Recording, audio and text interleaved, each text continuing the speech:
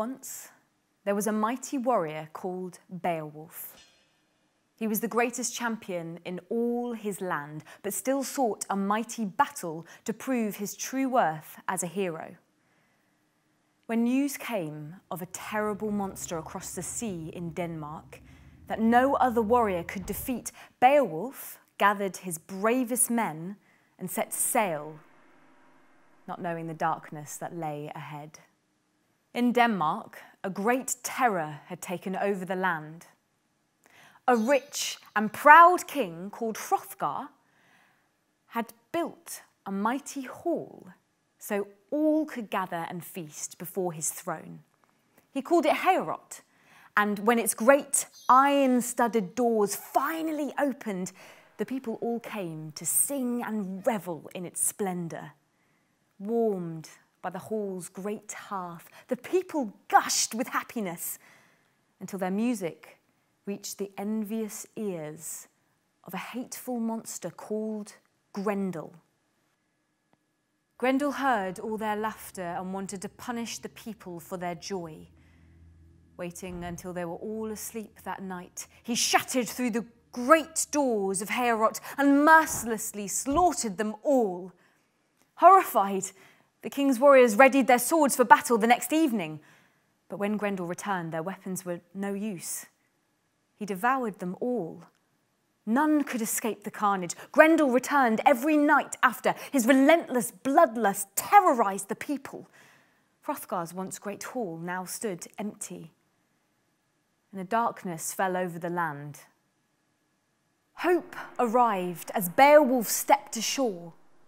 King Hrothgar welcomed the hero with open arms, but warned him, "Many have tried to fight Grendel.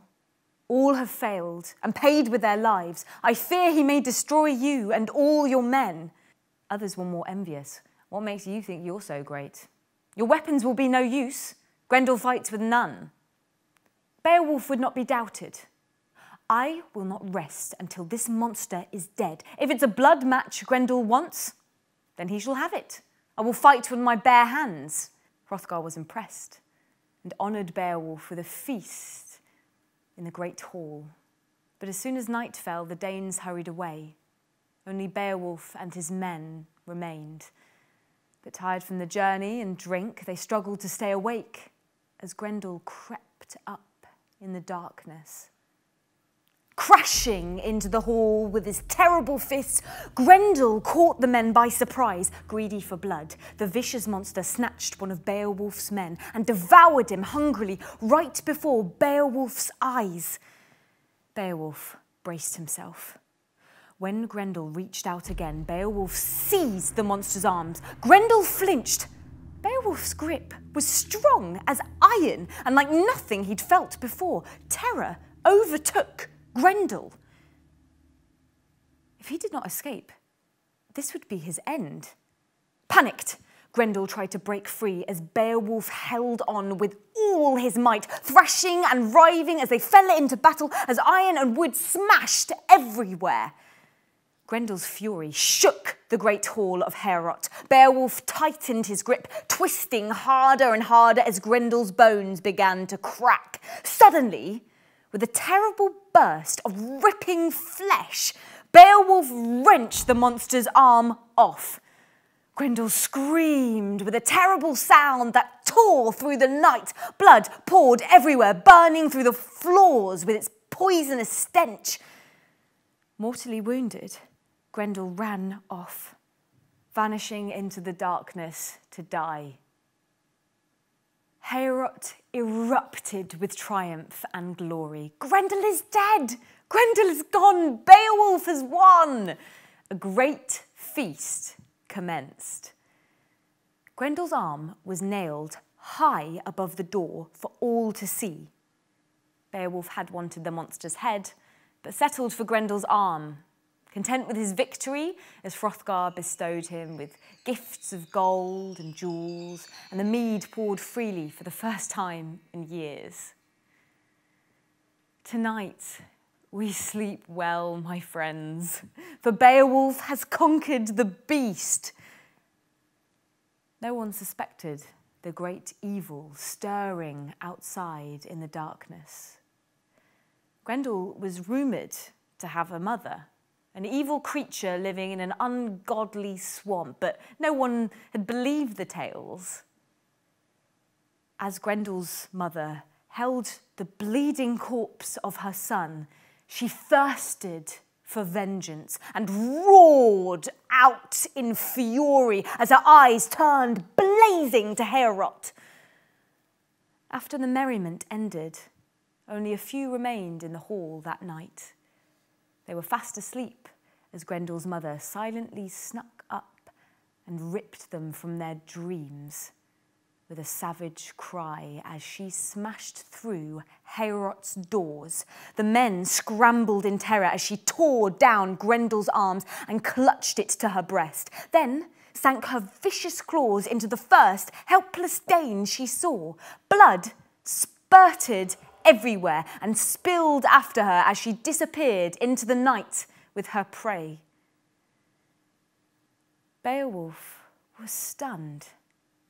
He thought he'd defeated the monster. Seeing the truth now with his own eyes, Hrothgar trembled. Grendel's mother exists. She'll be back again now. We shall never be rid of this curse. Beowulf would not accept defeat. He'd come to prove he was a hero. Shaking the king from his despair, he swore, "I will not give up until your people are free from this terror." They rowed that night into a dark and forbidding water. It was seething with monsters and an unholy light burned at the bottom. The others would go no further. The Danes, who once doubted Beowulf, now stood by his side and gave him a sword. "This sword is yours, if you will take it." Beowulf armoured himself for battle, then took the sword and vowed, "You will have your sword again." The murky, monster-filled waters churned. Beowulf dove in. Grendel's mother was waiting. Seizing him, she wrestled him down to the lair, bursting into the foul air. Beowulf gasped. The monstrous' eyes were fierce with hate. Her claws like knives. Her skin glistened with evil. She was like no other creature Beowulf had ever seen. He took the Dane's sword and struck at her, but no blood came. The weapon was useless. Beowulf would have to fight with his bare hands. Lunging forward, he gripped the ogress. Twice the demon Grendel was, the ogress fought back, and Beowulf fell to the ground. As Beowulf struggled, she leapt upon him with a dagger and slashed at him furiously. Beowulf had never been so daunted. He'd only been saved by his armour. For the first time, Beowulf felt true fear and knew death loomed for him now. Then, in the darkness, a glimmer caught his eye. It was an ancient sword, too heavy for an ordinary warrior, but not for Beowulf. Wrestling free one last time, he reached for the sword and with the last of his strength heaved it up into the air. The blade swung up into a mighty arc that fell upon the monstrous' neck. The monstrous staggered as blood poured from the gaping wound, then fell, dead. The waters hissed with evil as the sea monsters vanished and the light grew. Beowulf now saw ancient treasures lying all around the lair, but he wanted none of it and only searched for Grendel's body instead. When he found it, he severed its gruesome head. With another swing of the giant's sword, it hissed as Grendel's poisonous blood melted the blade. Only the handle remained. Beowulf took it and Grendel's head, then dove back towards the light. Once again, Heorot roared with victory. Grendel's head was put on display as a grand feast began. The people cheered. The monsters are gone now. Beowulf has returned. Beowulf the hero. But Beowulf did not revel in his glory as before. He'd barely survived, and he knew it was only by the grace of God and some ancient power now lost in the depths of the earth. He presented the handle of the giant's sword to Hrothgar. The king took it and felt the weight of it in his hands.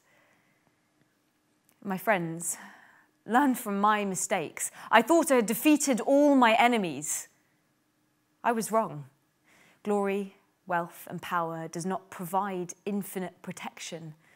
A hero's strength blooms brightly but fades soon enough. Death comes for us all, but God remembers and rewards the faithful, the wise, and the brave, and we will too. When the night passed bloodless and dawn arrived, the people rejoiced that the darkness over Denmark had finally lifted. Beowulf and his men sailed home, his brave deeds told by the fire for many winters to come. He would become a wise king himself one day, never forgetting what happened in Denmark, that no one ever truly conquers the dark, but must learn to live and be ready for it, and to always sing and laugh with warmth and joy whenever one possibly can.